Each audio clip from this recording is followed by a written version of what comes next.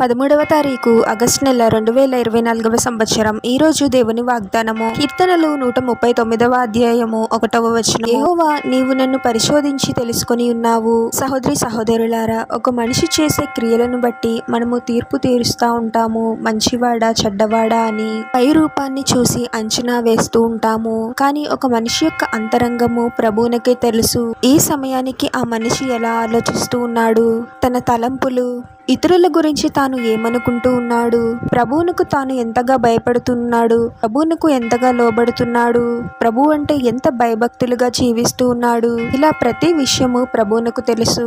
ఒక మనిషి మంచి క్రియలు చేస్తూ మంచివాడు అని అనిపించుకుంటూ ఉంటాడు. అయితే కేవలము మనుషుల దృష్టిలో మనము మంచివారముగా ఉండటం వలన ఉపయోగం ఉండదు. కానీ ప్రభు దృష్టిలో మంచివారముగా ఉండాలి. ప్రభువు మనల్ని పరిశోధించినప్పుడు మన హృదయంలోని ప్రతి ఆలోచన ప్రభువు మెచ్చేలా ఉండాలి. ఎటువంటి పాపానికి చోటివ్వకుండా పరిశుద్ధమైన ఆలోచనలతో పరిశుద్ధమైన జీవితాన్ని జీవించాలి.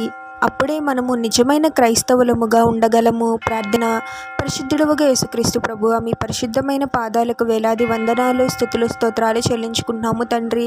మరొక నూతన దినములోనికి మమ్మల్ని క్షేమంగా ప్రవేశింపచేసిన దేవా, మీకే స్తోత్రం ప్రభువా. మా మనసులోని ప్రతి ఆలోచన ఎరిగిన దేవుడవు తండ్రి. మా హృదయాలలో మీకు విరుద్ధమైన ప్రతి ఆలోచనను తీసివేయండి ప్రభువా. మీరే మమ్మల్ని పరిశుద్ధపరచండి తండ్రి. మీరు మమ్మల్ని పరిశోధించినప్పుడు మా అంతరంగము మీకు అంగీకారముగా ఉండేలాగున దీవించమని, ఈ ప్రార్థనలో ఏకీభవిస్తున్న ప్రతి ఒక్కరిని పేరు పేరున దీవించి ఆశీర్వదించి అభిషేకించమని, వారు చేసే ప్రతి పనిలో మీరే వారికి తోడుగా ఉండి వారిని అన్ని కీడుల నుండి అపాయాల నుండి మీరే వారిని రక్షించమని మా మనవులన్నీ యేసుక్రీస్తు వారి పరిశుద్ధ నామంలో అడిగి వేడుకొనుచున్నాము తండ్రి. ఆమేన్.